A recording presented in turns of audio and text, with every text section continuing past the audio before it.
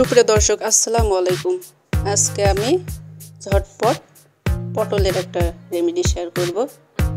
এটা খেতে খুবই দুর্দান্ত হয়, অল্প টাইমে এটা ভেজে নেওয়া যায়, খেতেও অসম্ভব মজার হয়। প্রথমে আমি একটা কড়াই বসিয়ে নিলাম, এবার তেল অ্যাড করে দিলাম। এবার পটলগুলো একটু লবণ দিয়ে খুব ভালো করে ভেজে নেব।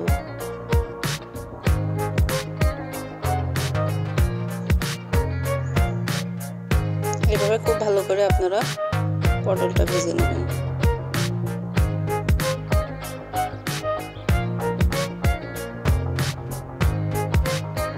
পটল ভাজা হয়ে গিয়েছে।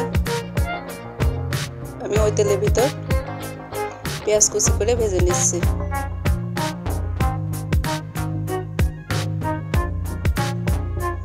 এবার বাটা মশলা অ্যাড করে দিলাম। পেঁয়াজ বাটা,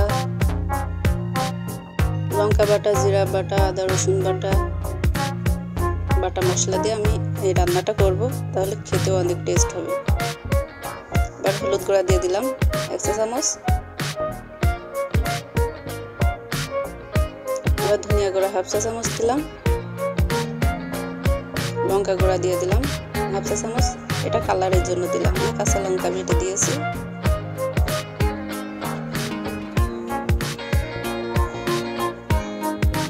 এবার স্বাদ মতো লবণ অ্যাড করে দিলাম। এবার খুব ভালো করে ভেজে নিতে হবে বাদামি কালার করে।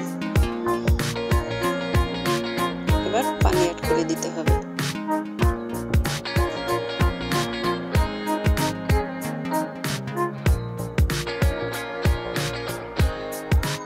এবার এভাবে বলক উঠে আসলে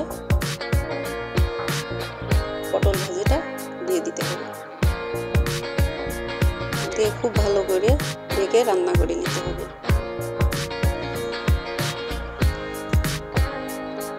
আমার রান্না হয়ে এসেছে প্রায়। এবার আমি নামিয়ে পরিবেশন করে দেখাচ্ছি। আমার নামানো হয়ে গিয়েছে, দেখুন কি সুন্দর কালার এসেছে। এই পটলের রেসিপিটা অনেক টেস্ট হয়। যে যেখান থেকে আমার ভিডিওটা দেখছেন অবশ্যই সাবস্ক্রাইব করবেন, লাইক কমেন্ট শেয়ার করে দেবেন। ধন্যবাদ সবাইকে।